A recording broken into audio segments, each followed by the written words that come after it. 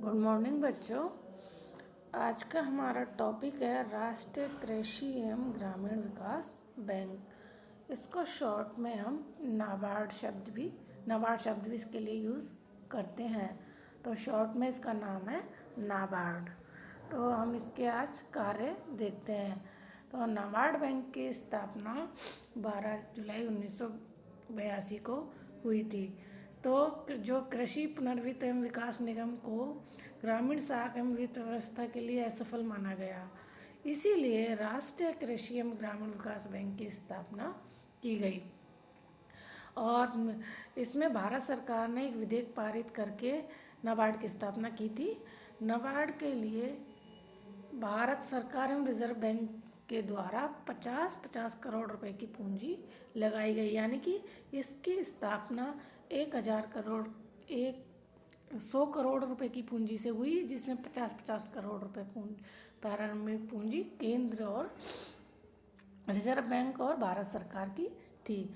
अब इसके हम कार्य देखते हैं कि ये नाबार्ड की स्थापना किन उद्देश्यों और किन कार्यों के लिए आरबीआई द्वारा की गई, क्योंकि वो बैंक पूरी तरह से अपनी जिम्मेदारी नहीं निभा पा रहा था, कृषि पुनर्वित्त और विकास बैंक, इसलिए नाबार्ड बैंक की स्थापना की गई। इसके कार्य है, हम इसके कार्य देखते हैं। फर्स्ट है नाबार्ड कृषि लघु उद्योगों के लिए, कुटीर एवं ग्रामीण उद्योगों के लिए, ग्रामीण दस्तकारों एवं अन्य सहायक आर्थिक क्रियाओं के लिए, सभी प्रकार की साख के लिए पुनर्वित्त उपलब्ध करवाता है, जिससे कृषि को एवं ग्रामीण विकास को गति मिल सके।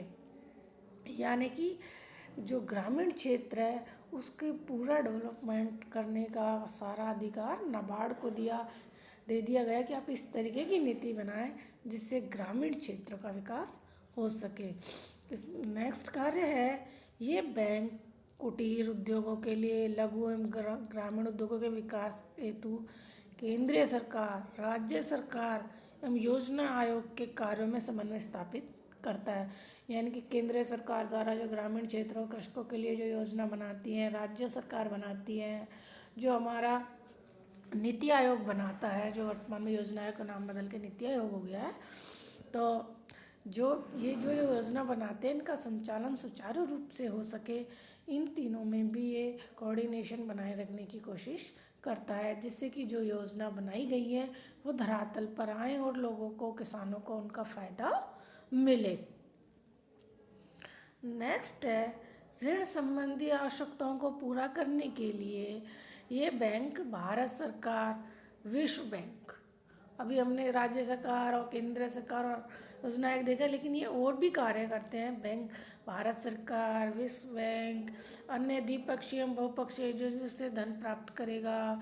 इसके अतिरिक्त ये बैंक ग्रामीण साख, दीर्घकालीन एवं स्थायीकरण कोषों एवं जनता से ऋण प्राप्त कर सकता है। अल्पकालीन कारणों को रिजर्व बैंक से भी ऋण प्राप्त कर सकता है।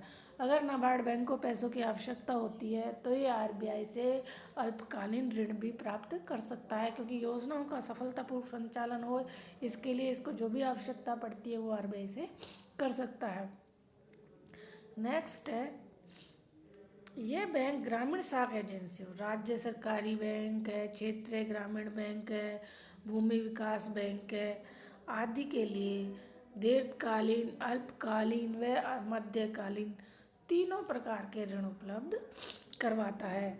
यानी कि ये बैंक ग्रामीण साख के लिए राज्य सरकारी बैंक, क्षेत्रीय ग्रामीण बैंक, भूमि विकास बैंकों के लिए तीनों प्रकार के ऋण अवेलेबल कराता है, यानी कि कम अवधि के भी, ज़्यादा अवधि के भी, और ये सरकारों को भी, सहकारी संस्थाओं, भूमि विकास बैंक है और आपका ये क्षेत्रीय ग्रामीण बैंक है, इनको तो ऋण उपलब्ध करवाता ही है, प्लस सरकारों को भी ये दीर्घकालीन ऋण उपलब्ध कराता है, ताकि वे सरकारी साख संपत्तियों के अंश पूंजी में भाग ले सके।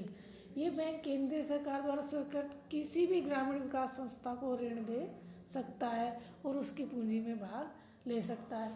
यानी कि जो सेंट्रल गवर्नमेंट की स्वीकृति से किसी भी ग्रामीण विकास संस्था को ऋण दे भी सकता है और उनके शेयर भी ले सकता है।